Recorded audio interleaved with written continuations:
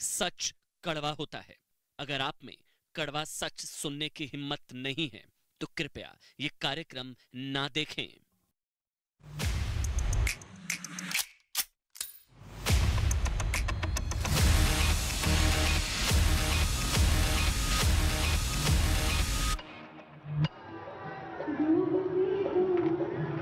नमस्कार, देश नहीं झुकने देंगे। रात के 8 बज चुके हैं। मैं हूं आपके साथ अमन चोपड़ा। देखिए, बात तो सनातन के स्वर्ण युग की करनी थी, लेकिन एक बुरी खबर है। औरंगजेब और सलाब के सिपाही हैं जो आज भी लगे हुए हैं। श्रीनगर में एक टेररिस्ट अटैक हुआ है, 2 जवान हमारे शहीद हुए हैं। ये बड़ी खबर इस वक्त मुझे मिल रही है। श्रीनगर में एक टेररिस्ट अटैक हुआ है, एक आतंकी हमला हुआ है जिसमें 2 जवान हमारे शहीद हुए हैं। 2 जवानों के शहीद होने की, पुलिस पार्टी पर अटैक था ये, और 14 के करीब जख्मी हैं। एक एएसआई और एक कांस्टेबल शहीद हुए जम्मू कश्मीर पुलिस की तरफ से, ये बताया गया है। ये श्रीनगर के आउटस्कर्ट्स पर एक पुलिस बस पर ये आतंकी हमला हुआ है। हम लोग काशी में हैं और हम काशी की बात करने वाले थे, लेकिन इस बीच एक बड़ी खबर, ब्रेकिंग न्यूज बताना इस वक्त आपको बहुत जरूरी है। ये श्रीनगर में आतंकी हमला हुआ है और उसमें 2 जो जवान हैं, रिफत, मेरे साथ न्यूज 18 संवाददाता मेरे सहयोगी रिफत इस वक्त मेरे साथ जुड़ चुके हैं।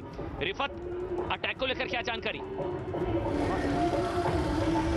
देखिए, बिल्कुल जहाँ पे ये अटैक हुआ मैं बिल्कुल उसी स्पॉट पे हूँ और ये जेवन का एरिया है और यहाँ पे ये अटैक हुआ। और ये पुलिस की एक गाड़ी थी जो जेवन से आ रही थी, जेवन पुलिस कॉम्प्लेक्स से आगे की तरफ जा रही थी और मिलिटेंटों ने अंधाधुंध इस पे फायरिंग की और उसमें 14 लोग जो है वो घायल हो गए। उनमें से गंभीर रूप से घायल हुए थे 5 जो है पुलिस के जवान, उसमें से 2 जख्मों की ताब ना लाकर दम तोड़ बैठे हैं। मैं आपको दिखाना चाहूँ, हम इस वक्त उसी स्पॉट पे हैं जहाँ पे ये अटैक हुआ है और आप यहाँ पे, हालांकि अभी भी हमें कांच दिख रहे हैं, टूटे हुए हैं और अंधाधुंध ये फायरिंग हुई है।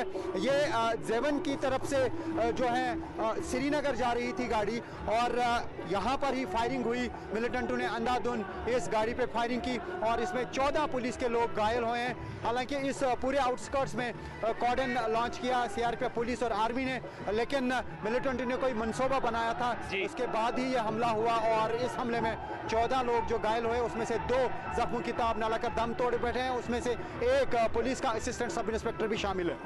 अमन, रिफत, बस एक बार, ये अटैक हुआ कैसे? पुलिस बस पर अटैक था, फायरिंग हुई, क्या किसी ने जिम्मेदारी ली इस अटैक को लेकर? कोई और डिटेल्स अगर आपके पास? और आप बता रहे हैं 2 शहीद हुए हैं, एक एएसआई और एक कांस्टेबल शहीद हुए हैं, बाकी क्रिटिकल हैं 3 से 4।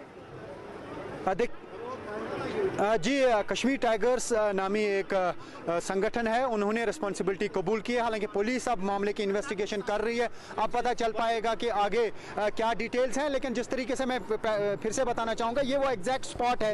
ये जो रोड आपको दिख रहा है, बिल्कुल यहाँ रोड पर ही कांच के टुकड़े अभी भी हैं जहाँ पे ये हमला हुआ है और अंधाधुंध मिलिटेंटों ने गोलियाँ चलाई इस गाड़ी पे और उसके बाद 14 लोग जो पुलिस के हैं उसकी पुष्टि पुलिस ने की कि 14 लोग घायल हो गए। उसमें से 2 जख्मों की ताब ना लाकर दम तोड़ बैठे और बताया जा रहा है कि अभी भी 3 लोग जो पुलिस के हैं वो अभी भी क्रिटिकल हैं। उन सबको हॉस्पिटल पहुंचाया गया, लेकिन इस पूरे एरिया को कॉर्डन में लिया गया। लेकिन जिस एरिया में ये हमला हुआ आप देख सकते हैं, यहाँ पे इर्द गिर्द पॉपुलेशन है, यहाँ पे इर्द गिर्द मकान है और यहाँ पे मिलिटेंट भाग निकलने में कामयाब हुए होंगे इजीली। और लेकिन ये भी आपको मैं बता दूं, यहाँ आर्मी, सीआरपीएफ, पुलिस, एसएसबी का काफ़ी सारा अमला है इर्द गिर्द। यहाँ पे सिक्योरिटी एस्टेब्लिशमेंट्स बहुत है, तो ये भी कहा जा सकता है। और दूसरे साइड से बादामी बाग कंटोनमेंट भी है, तो ये कहा जा सकता है कि सिक्योरिटी के ग्रिड के इर्द गिर्द ये हमला हुआ है। तो कहीं ना कहीं सुरक्षा बलों के लिए ये ज़रूर एक चिंता का विषय है और इस मामले की शायद अब इन्वेस्टिगेशन की जाएगी कि आखिर मिलिटेंट यहाँ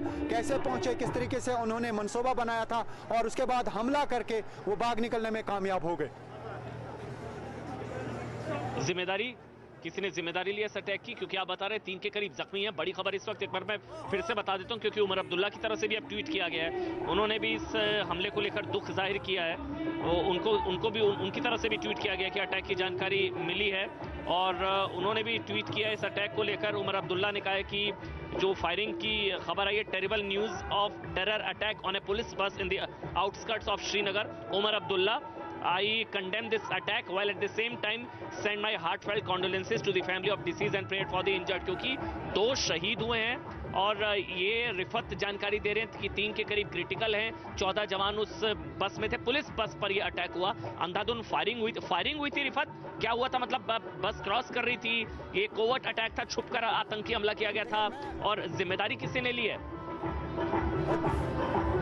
देखिए अमन, मैं आपको बता दूं, ये एरिया है, ये जेवन का एरिया है और यहाँ से वो गाड़ी आ रही थी और आज इस वक्त भी आप देख सकते हैं कि कांच के जो टुकड़े हैं वो यहाँ पे बिखरे हुए हैं इर्द गिर्द। और ये जो फायरिंग हुई है, अंधाधुंध मिलिटेंटों ने फायरिंग की और इर्द गिर्द आपको इस रोड पे दिखेंगे कि कांच के टुकड़े अभी भी हैं। तो ये गुंजान आबादी वाला इलाका है। इर्द गिर्द आप देख सकते हैं काफी सारे मकान भी हैं और यहाँ पे ही गात लगा के मिलिटेंटों ने हमला किया और ये कहा जा सकता है कि रिसेंट टाइम्स में ये सबसे बड़ा अटैक है। हालांकि अब यहाँ पे ट्रांसपोर्ट को बहाल कर दिया गया है। यहाँ पे अब गाड़ियों की मूवमेंट है, जो सिविलियन गाड़ियां हैं वो भी चल रही हैं। लेकिन ये हमला रिफत मैं आ रहा हूं, मेरे साथ इस वक्त एसपी वैद साहब हैं जो कि जम्मू कश्मीर के पूर्व डीजीपी हैं। एसपी वैद साहब, इस अटैक को लेकर, पुलिस पर जो अटैक हुआ उसको लेकर आपके पास क्या जानकारी आप तक पहुंच पा रही है सर?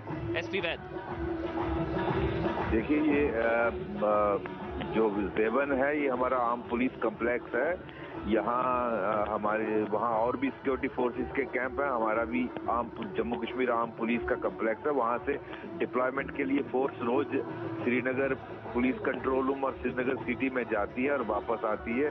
तो जनरली वहाँ एरिया डोमिनेशन और आरोपी रहती है और काफी डिप्लॉयमेंट रहती है पंथा चौक में भी और इसके जेवन के रूट में भी, ताकि फोर्सेस की मूवमेंट बिना किसी डिस्टरबेंस के होती रहे। तो आज उस पे घातक हमला हुआ है। जानकारी तो अभी तक यही मिली है कि 3 लोगों का शायद शहादत हुआ है और टोटल 14 लोग जख्मी हुए हैं। ऑपरेशन लॉन्च किया है JNK पुलिस और सिक्योरिटी फोर्सेस ने और उस एरिया को कार्डन किया गया है। वो काफी कंजेस्टेड एरिया, दोनों तरफ घर हैं, लेन्स हैं, बाई लेन्स हैं और भागने के काफी इलाके एरियाज हैं, रास्ते हैं। वो मुझे लगता है फोर्सेस ऑपरेशंस कर रहे हैं और मैं उम्मीद करता हूं कि इनको जल्दी से जल्दी जहन्नम पहुंचाया जाए जिन्होंने ये हमला अंजाम किया है। एसपी वैद साहब, अटैक हुआ कैसे? कोई डिटेल्स आपके पास? फायरिंग हुई, बस पर फायरिंग की गई, पुलिस बस पर पुलिस बस पर फायरिंग हुई है। उससे हमारे लोग शहीद और जख्मी हुए हैं और उनको ट्रैक करने की कोशिश की जा रही है।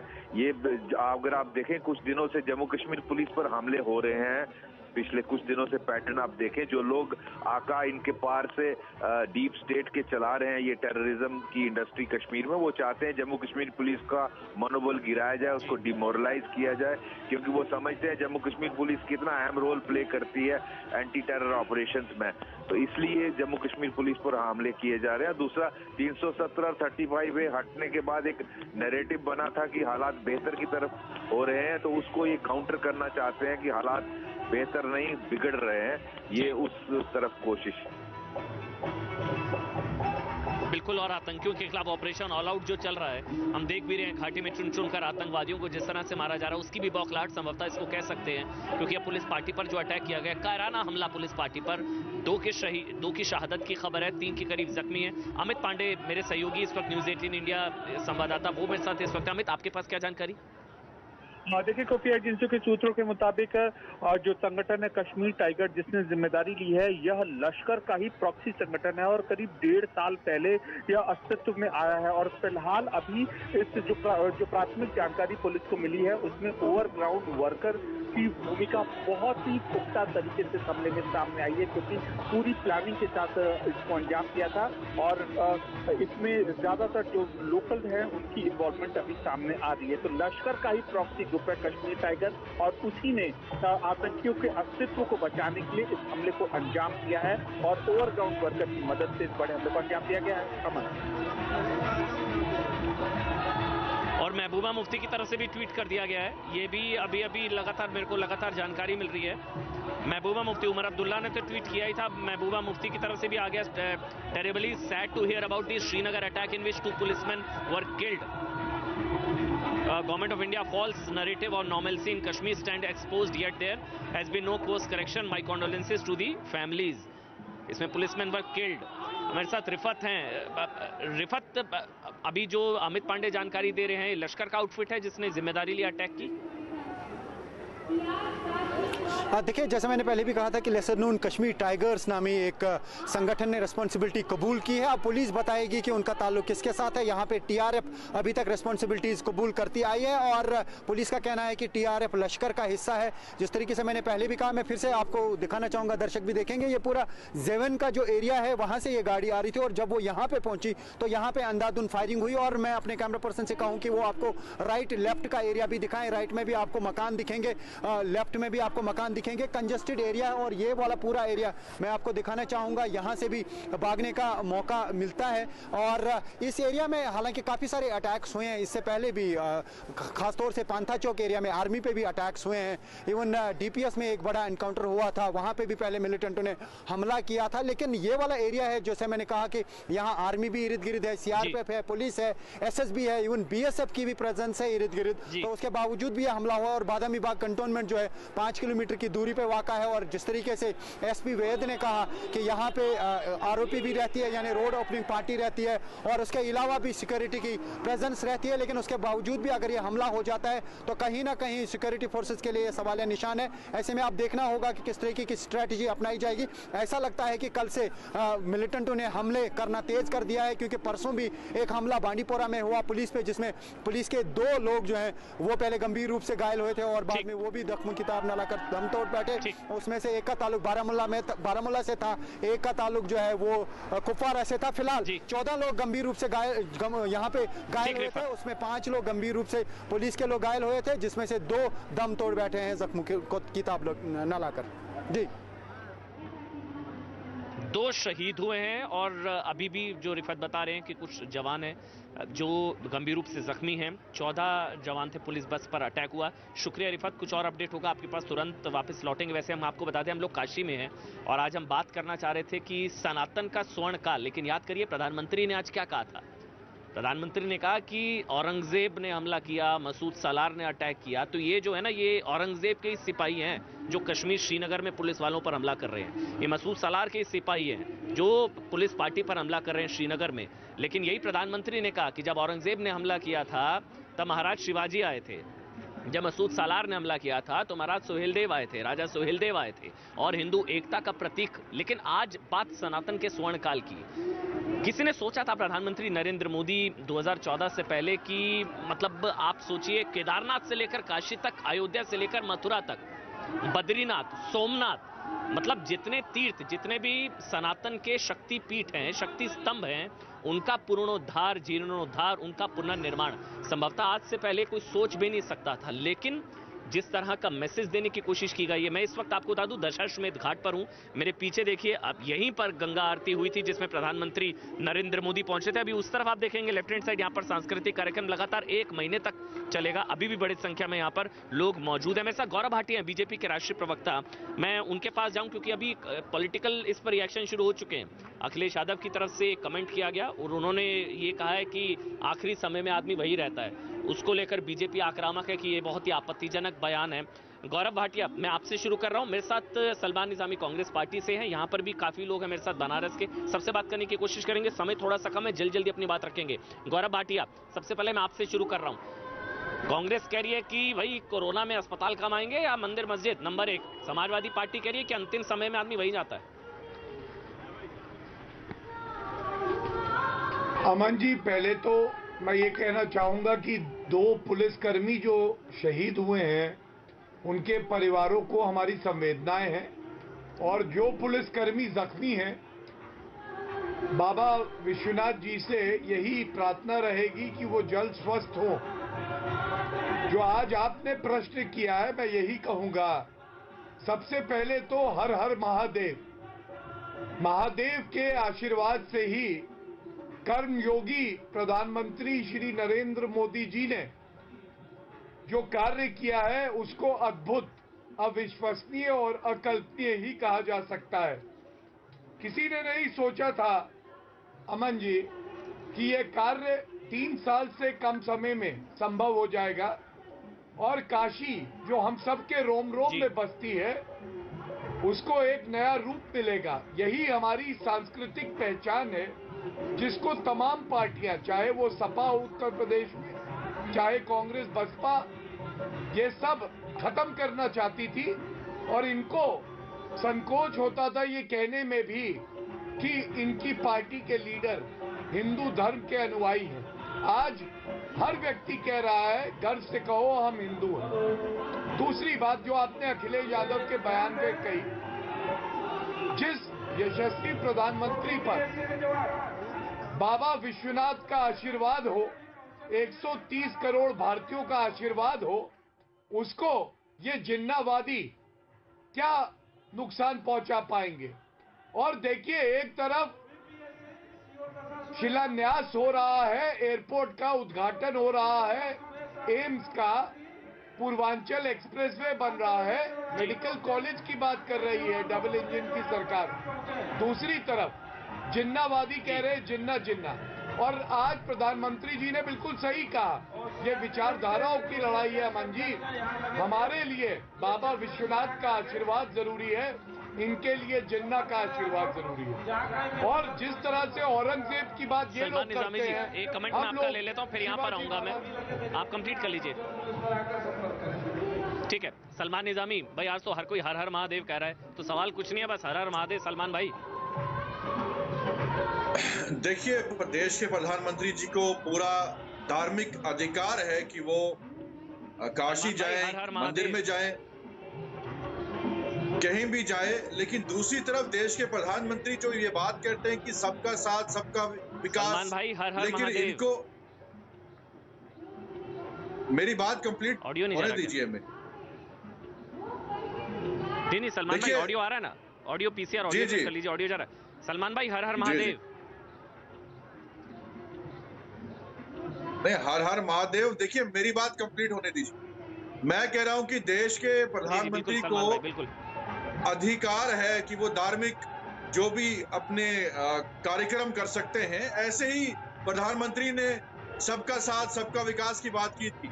हमने गुड़गांव में देखा किस तरीके से मुसलमानों को नमाज पढ़ने नहीं दी जा रही है, किस तरह क्रिश्चियन कम्युनिटी की जो आज स्टेटमेंट आया है कि वहां उनकी धार्मिक जो किताबें हैं उनको जलाया जा रहा है। और भाजपा ने काशी और उत्तर प्रदेश में वो वक्त नहीं देखा जब देश के नागरिकों की लाशें जो है पानी में तैर रही थी। और धार्मिक आदमी वही होता है, हिंदू सच्चा वही होता है जो इंसान को इंसान की नियत से देखे। ये नहीं कि वो किसी धर्म से हो तो मैं उसकी सेवा नहीं करूंगा, दूसरे धर्म वाले को नमाज नहीं पढ़ने दूंगा, क्रिश्चियनों की किताबें जो है जलते हुए देखूंगा। तो प्रधानमंत्री जी है, वो सबके प्रधानमंत्री है, हमारे भी है, गौरव भाई के भी है, और सबके प्रधानमंत्री। नहीं पढ़ने दी है गुरुग्राम में हमने नमाज, किसको नहीं पढ़ने दी? हमने गुरुग्राम में देखा कि वो तो सड़क पर बैठकर पढ़ रहे थे, खुले में नमाज का विरोध था सलमान भाई। नहीं, खुले में नहीं, वो तो सड़क पर नमाज, खुले में नमाज कार्यक्रम होता है। नवरात्रों में भी खुले में कार्यक्रम हो रहा है, आज काशी में भी खुले में कार्यक्रम हो रहा है।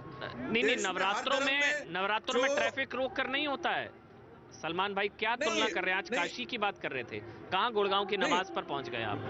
काशी से खुश हैं आज? काशी का कायाकल्प हुआ है, काशी का जीर्णोद्धार हुआ, तस्वीरें, आज खुश हैं, अच्छा लग रहा है आपको? काशी के लोग कह रहे हैं कि रोजगार कहाँ है, तेल की कीमतें क्यों बढ़ गई हैं, विकास कहाँ पहुंचा है, जो आपने वादे किए थे वो कहाँ है? तो आप धर्म को टूल बनाते हैं, जब भी चुनाव आता है धर्म को बीच में लाते हैं। और इस वक्त जो आप ही नेता कहते थे कि राहुल गांधी मंदिर में जाते हैं तो वो दिक्कत होती है आपको, प्रियंका गांधी मंदिरों में जाती है, कहती है ये जो है टूरिज्म, ये रिलीजियस टूरिज्म है। तो आज मोदी जी क्या कर रहे हैं? मैं इनसे पूछना चाहता हूं, आज मोदी जी क्या कर रहे हैं? क्या ये भी रिलीजियस टूरिज्म है? मैं उत्तर दे दूं। रिलीजियस टूरिज्म कर रहे हैं भाई। गौरव भाटिया जवाब दे दीजिए, क्योंकि फिर यहाँ पर भी मैं आऊंगा। मेरे साथ आरएलडी से रोहित अग्रवाल जी हैं, और यहाँ पर सुहेलदेव पार्टी से भी है मेरे साथ पीयूष मिश्रा, समाजवादी पार्टी से भी कुछ लोग हैं। जल्दी गौरव आप बोल लीजिए। देखिए अमन जी, गलती इनकी नहीं है। जब भी कोई शुभ कार्य होता है और हर भारतीय गौरवान्वित होता है, हिंदू को खुशी होती है, तब कुछ ऐसे भी लोग हैं जिनके लिए कहा जाना चाहिए, बुरी नजर वाले तेरा मुंह काला। कांग्रेस सपा बसपा हेडक्वार्टर में आज मातम का माहौल है। वो लोग छाती पीट पीट के रो रहे हैं। क्योंकि मैं आपको बताता हूं धर्म कौन लाया। जिन्ना को याद करने वाली समाजवादी पार्टी, राहुल गांधी कल राजस्थान में समझा रहे थे अरे गौरव भाटिया तो कल तक हिंदू तो है, हिंदूवादी नहीं। और सच्चाई ये है कि ना वो हिंदू है ना हिंदुस्तानी है। और नमाज पढ़ने की आप बात करते हो, अरे नमाज पढ़ने के लिए मैं भी बता दूं इस्लाम के बारे में, उधर जा ही नहीं रहा, कोई रोड बंद करने की आवश्यकता नहीं है। उधर जा ही नहीं रहा नमाज पर। देखिए मैं तो यहाँ की बात कर रहा हूँ। मेरे साथ यहाँ पर मुसलमान भाई जुड़े, उन्होंने बताया कि इसी गंगा के जल से वो वुजू करते हैं और इसी गंगा के जल से स्नान किया जाता है। मुसलमान भाई इसी गंगा के जल से वुजू करते हैं और इसी गंगा के जल से जो है यहाँ पर आचमन किया आज प्रधानमंत्री नरेंद्र मोदी ने। तो हिंदू मुस्लिम की तो बात ही नहीं है भाई, ये तो काशी की बात कर रहे थे, पता नहीं गुड़गांव की नमाज कहां से आ गई। धर्मवीर चौधरी बीएसपी से एक बार उनका कमेंट ले लेता हूं, उसके बाद आपके पास आऊंगा। धर्मवीर चौधरी जी, भाई अयोध्या का क्रेडिट तो नहीं देते मोदी जी को, कहते हैं कोर्ट ने बनाया राम मंदिर, काशी का क्रेडिट तो दे दीजिए धर्मवीर जी। अमन जी, ये जो काशी के क्रेडिट की बात करते हैं, मैं आपको बता दूं कि सैकड़ों भगवानों को बेघर कर दिया काशी में। इस कॉरिडोर के चक्कर में प्रधानमंत्री जी ने सैकड़ों पंडितों को बेघर कर दिया, सैकड़ों पुजारियों को बेघर कर दिया। 1000 साल पुराना पेड़ था यहीं पर, उसको काट दिया। तो ये जो काशी विश्वनाथ में धार्मिक टोपी पहनाने की बात देश के हिंदुओं को कर रहे हैं, मैं लगे हाथों प्रधानमंत्री जी से अपील करूंगा आपके चैनल के माध्यम से कि काशी विश्वनाथ में किसी दलित हिंदू को बना दे पुजारी, तो हम लोगों को भी थोड़ा सांत्वना मिल जाएगी। बहुजन समाज के लोगों को सबका साथ सबके विकास की बात को पूरा करें प्रधानमंत्री जी। ये दलितों के पैर धोकर के पीते हैं, लेकिन जब दलितों के हक और अधिकारों की बात आती है तो ये उनको हिंदू मानने के लिए तैयार नहीं है। एक बेटी को कैसे जो है डीएम कलेक्टर ने जला दिया, उसको हिंदू रीति रिवाज से उसका अंतिम संस्कार भी नहीं होने दिया। धर्मवीर जी, आप आखिरी बार काशी कब आए? एक बार आइए ना, आपको असलियत पता लगेगी।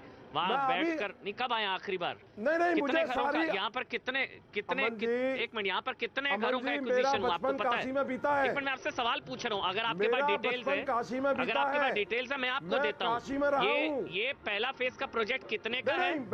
ये पहला फेज का प्रोजेक्ट कितने का है? कितने घरों को एक्विजिशन हुआ? और मैं आपको चुनौती देता हूँ, अगर एक भी लिटिगेशन कोर्ट में पेंडिंग है एक्विजिशन को लेकर, अभी आप माफी मांगेंगे, एक भी लिटिगेशन कोर्ट में पेंडिंग नहीं है। धर्मवीर जी, आप हवा में बातें कर रहे हैं।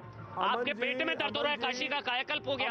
आपके पेट में दर्द हो रहा है, बाबा विश्वनाथ की नगरी का कायाकल्प हो गया।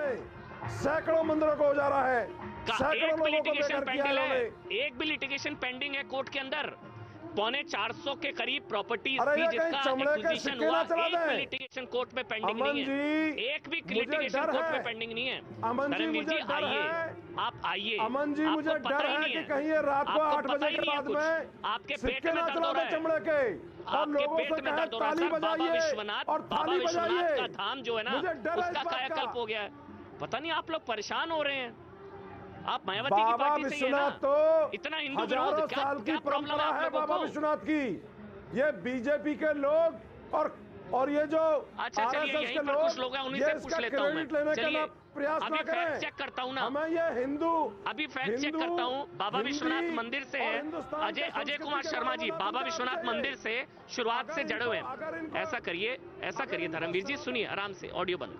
धर्मवीर जी, आपकी जानकारी के लिए मैं काशी में हूँ, मेरे साथ अजय कुमार शर्मा जी हैं, ये बाबा विश्वनाथ मंदिर से मतलब जो है कई दशकों से जुड़े हैं। अजय जी, शिकायत ये आ रही है कि कई मंदिरों को तोड़ दिया, मतलब सैकड़ों मंदिरों को तोड़ दिया और जबरदस्ती जो एक्विजिशन हुआ है, बहुत लोग परेशान हैं यहाँ पर। अमन भाई, बिल्कुल गलत बात है। अगर जिनको नहीं पता है वास्तविक स्थिति देखने के लिए, उनको काशी आना पड़ेगा।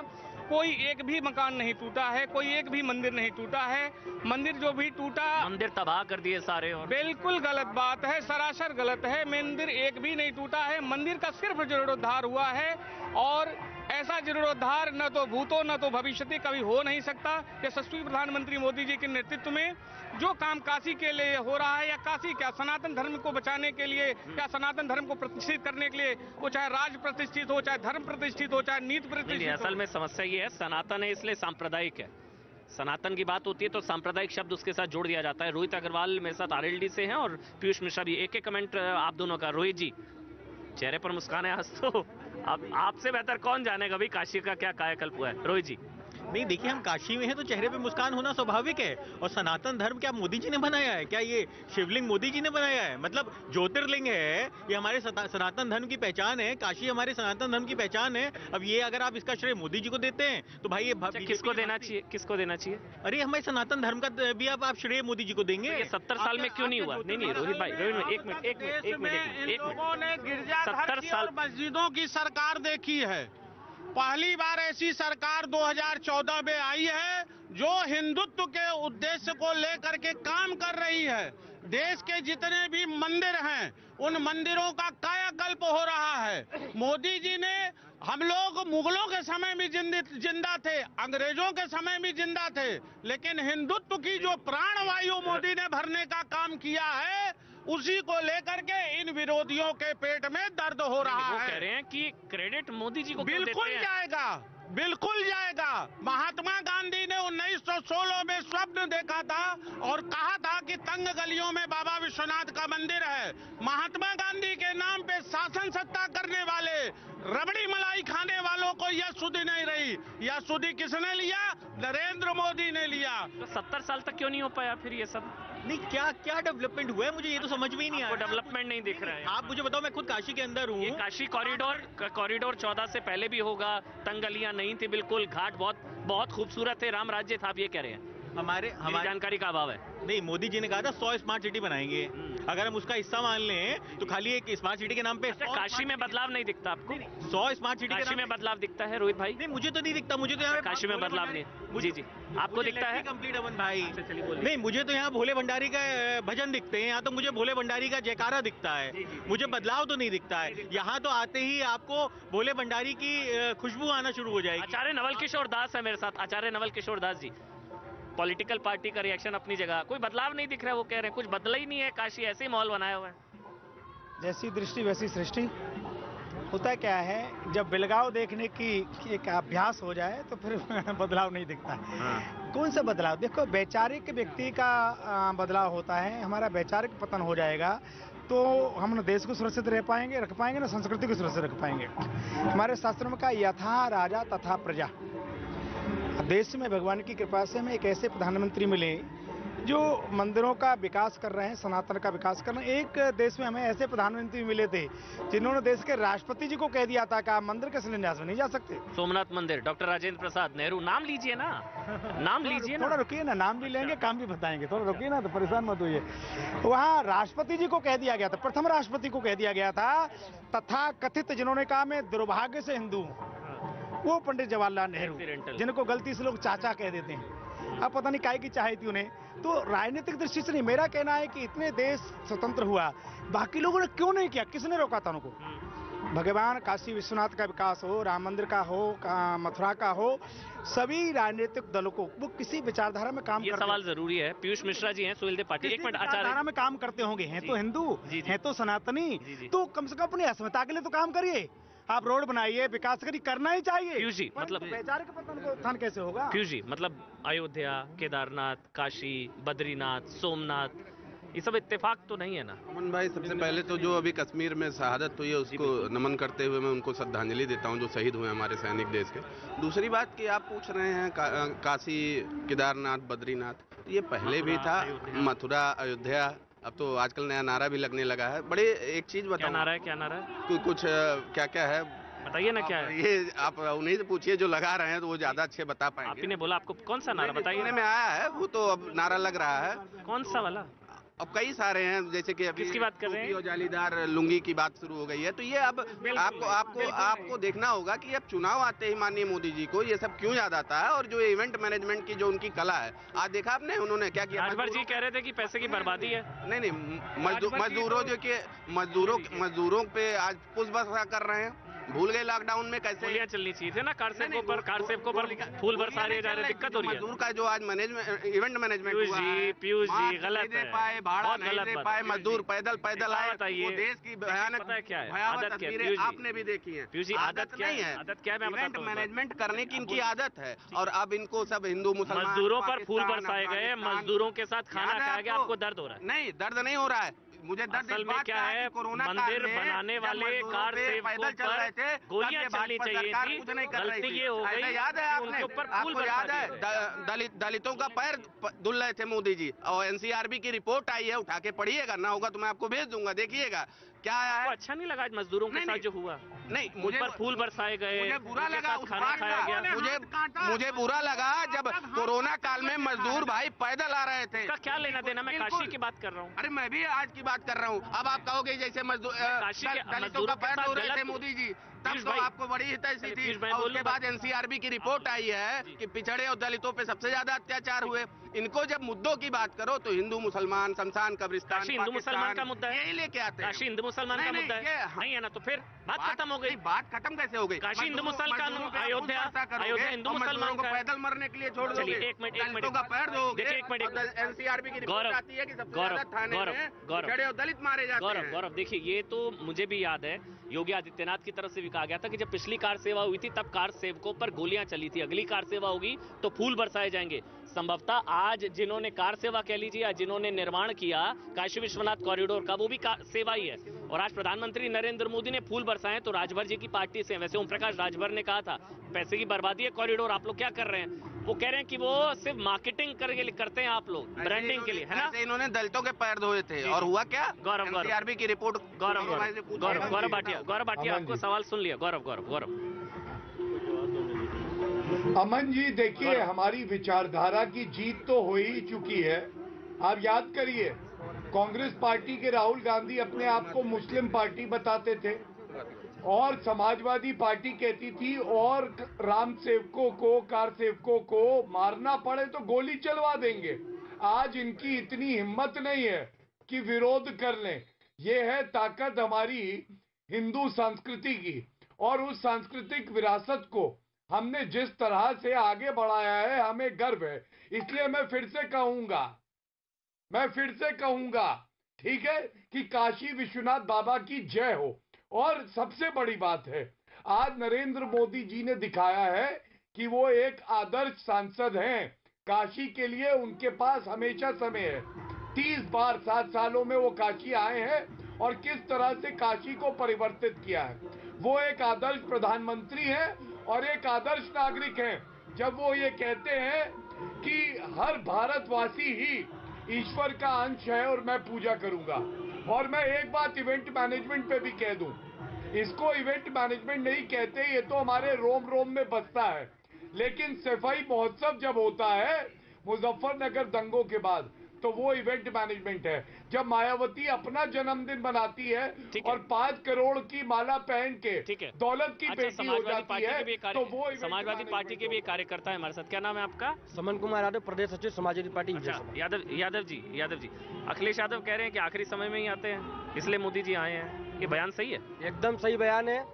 काशी मोक्ष की नगरी है और जिसको आना होता है, जो आता है उसको मोक्ष की प्राप्ति हो जाती है। आखिरी समय में आया मोदी जी, आखिरी समय में आया। आखिरी समय जी। ये बयान आपका चुनावी आखिरी तो नहीं हो जाएगा? मतलब इस बार भारतीय जनता पार्टी उत्तर प्रदेश से साफ होने वाली है, समाजवादी पार्टी की सरकार बनने वाली है।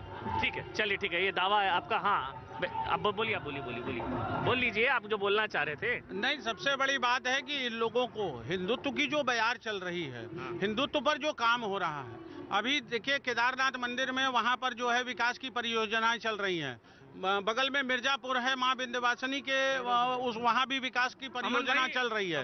तो इन लोगों के पेट में दर्द है। इन लोग ये देख लिए कि नहीं अब पुनः हिंदुत्व की सरकार आने वाली है। यह लोग केवल महंगाई और रोजगार पर रोना रो रहे हैं, लेकिन देश का मूड, जो देश का मूड है, जितने हिंदू हैं 100 करोड़, उनका जो मूड है उसके हिसाब से सरकार काम कर रही है। चलिए ठीक है। देखिए एक बात बताऊं, नीरे हुए सूजत नहीं नानत ऐसी जिन, और तुलसी जा विपक्ष को भयो मोतियाबिंद। इन विपक्षों को मोतियाबिंद हो गया है, दिखाई देता है।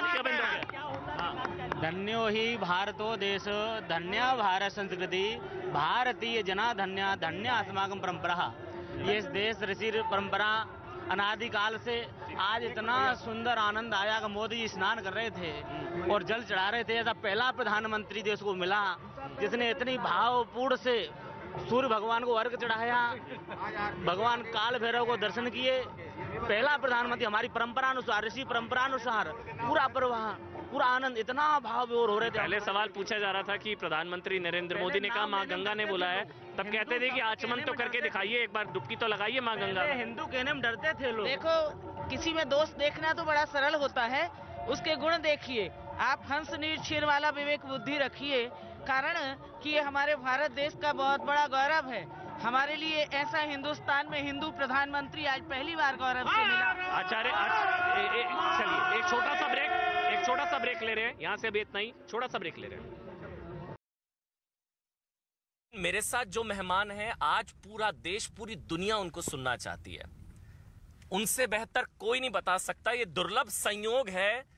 मेरे साथ जूना अखाड़े के आचार्य महामंडलेश्वर स्वामी अवधेशानंद गिरी जी महाराज मेरे बिल्कुल बगल में बैठे हैं, और उनके साथ हैं स्वामी रामदेव। भाई, इससे दुर्लभ संयोग नहीं हो सकता। हम लोग काशी में हैं।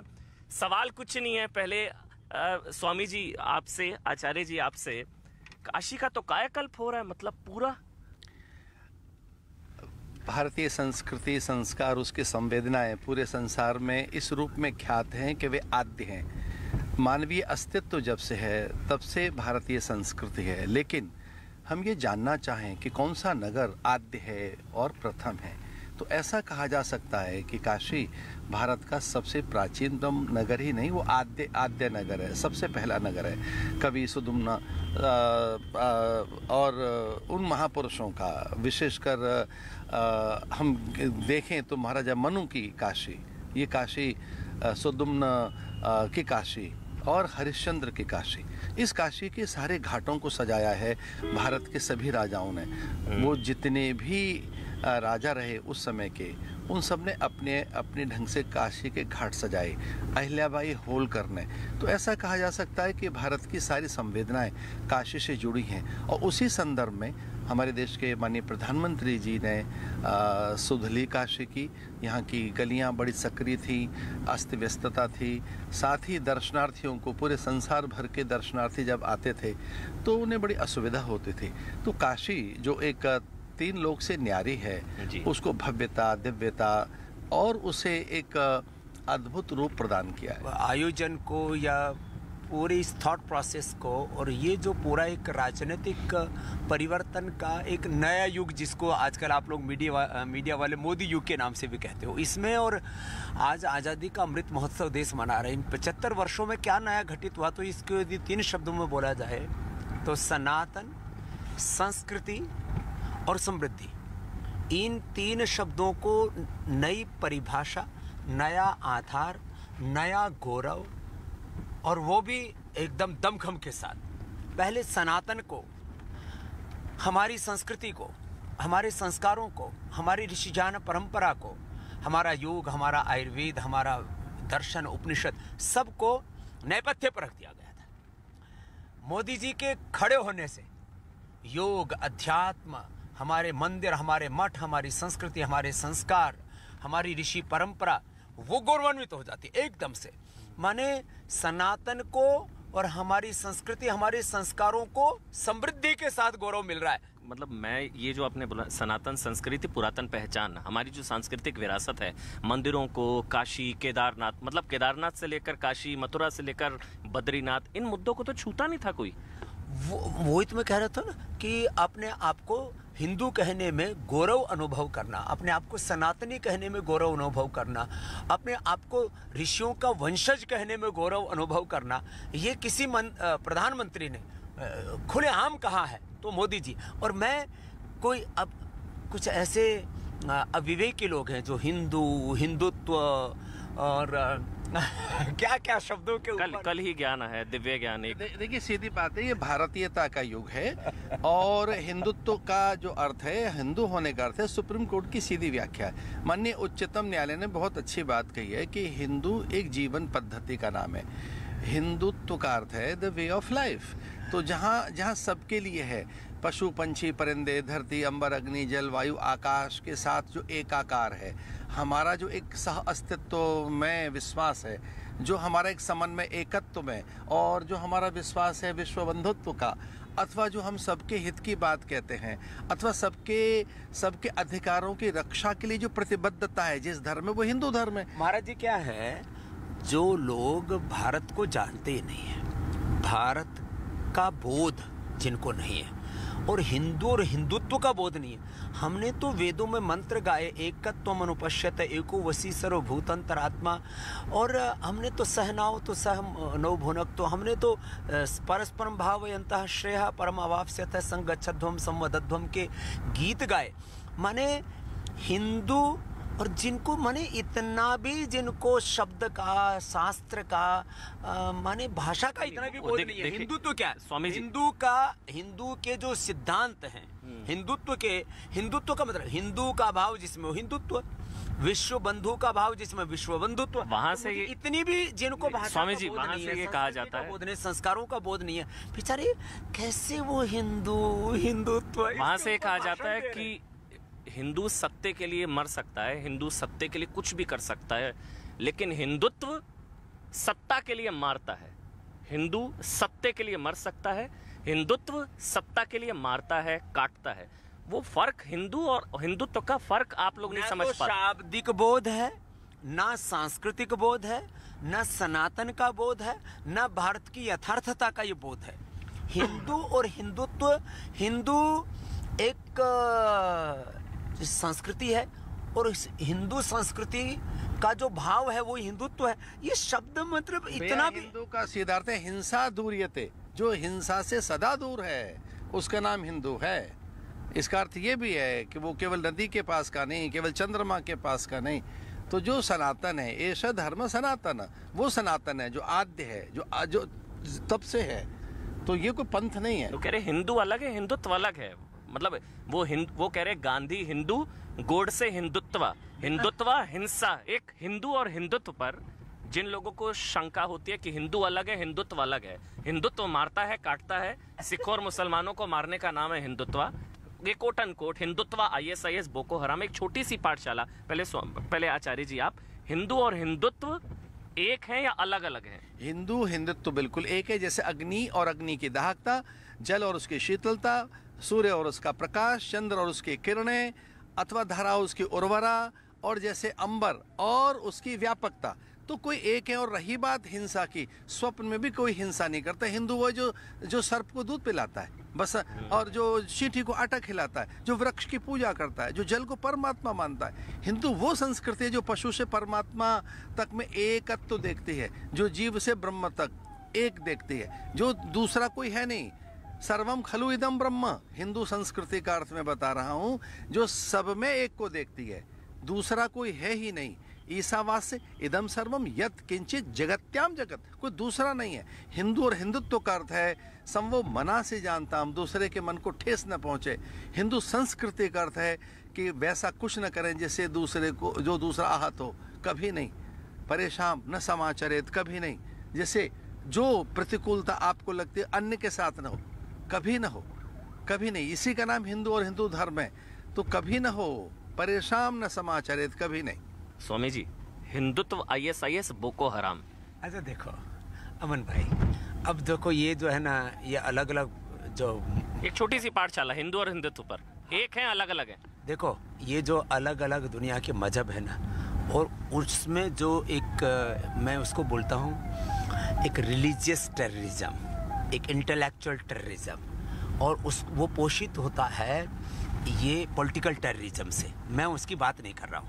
अब राजनीतिक आतंकवाद, वो जो है ना, राजनीतिक, बौद्धिक, सांस्कृतिक और अलग अलग तरह का मजहबी आतंकवाद एक बड़ा खतरनाक मामला है। तो उसके ऊपर एक नई बहस हो जाएगी अभी, और फिर नई तरह के उसके अंदर आरोप प्रत्यारोप शुरू हो जाएंगे। पुरुष पुरुषत्व, स्त्री स्त्रीत्व, ईश्वर ईश्वरत्व, व्यक्ति व्यक्तित्व। अब बोलो व्यक्ति अलग और व्यक्तित्व अलग है। अब बावड़े थोड़ा बहुत तो इतना तो भाई, इतना तो पढ़ लेना चाहिए। देखो आदमी को इतना बावड़ा नहीं होना चाहिए। ये मतलब जिसको कहते हैं ये इतना, ये तो अक्षर बोध है। माने सांस्कृतिक बोध और भारत और भारतीयता का बोध तो बहुत बड़ा विषय है। माने व्यक्ति और व्यक्तित्व, पुरुष और पुरुषत्व, जैसे महाराज जी ने अनेक उदाहरण दी। माने ये जो ये इतना शब्द बोध, अक्षर बोध तो एक अबोध अज्ञानता है या जानबूझकर? एक बात कहूं मैं, जैसे वृक्ष है तो वृक्ष छाल, गोंद, छाया, वलकल, हरितिमा, गंध, सुगंध, मकरंद, उसका फल, फूल, रस, रसायन और उससे प्राप्त होने वाली आर्द्रता और उससे पर्जन्यों का आगमन, ये अलग अलग है क्या? वृक्ष तो ये स्वामी जी, ये अज्ञानता है या जानबूझकर होता है? देखो क्या है, ये ट्रेंड है। देखो ये सब राजनीतिक प्रोपेगेंडा है। माने आप भाई मुद्दों की बात करो ना, इससे फायदा क्या होता है? देखो वो क्या कहना चाहते हैं कि वो देखो बार बार कहते हैं मैं ब्राह्मण हूँ, मैं हिंदू हूँ, मैं भी जनेऊधारी हूँ, और मेरी जनेऊ में और उनकी जनेऊ में अंतर है, मेरे हिंदू में और उनके हिंदू होने में और उनके हिंदुत्व में अंतर है, मेरे ब्राह्मण में और ब्राह्मणत्व में और दूसरे के ब्राह्मण और ब्राह्मणत्व में अंतर है। ये मतलब ये तो बिल्कुल भी जिसको कहते हैं बहुत छिछोरी बातें हैं। तो कहते हैं कौल ब्राह्मण दत्तात्रेय गोत्र। अच्छा, मैं तो कहता हूँ ये कहना भी अपने आप में जातिवाद है। चलो ये कहना भी जातिवाद है। मैं स्वामी रामदेव ने तो कभी नहीं अपना कुल वंश गोत्र कहा। मैं तो कहता हूँ हम ब्रह्म गोत्र हैं, हम सबके एक ही पूर्वज हैं, एक ही ईश्वर, एक ही परमात्मा। उसको खुदा कहो, अल्लाह को, वाहेगुरु कहो, अकाल पुरख कहो, उसको मूर्त अमूर्त कहो, विश्वमय कहो, विश्वातीत कहो, गुण कहो, गुणातीत कहो, भाव कहो, भावातीत कहो। हम तो एक ही ब्रह्म को मानते हैं। ये मामला गड़बड़ कहाँ हो रहा है? तो मुझे लगता है जितने भी पॉलिटिकल लोग हैं उनकी एक स्पिरिचुअल क्लास, एक रिलीजियस धार्मिक उनकी एक कक्षा होनी चाहिए, और उसमें हम और महाराज जी थोड़ा सा ट्यूशन पढ़ा देंगे फ्री में।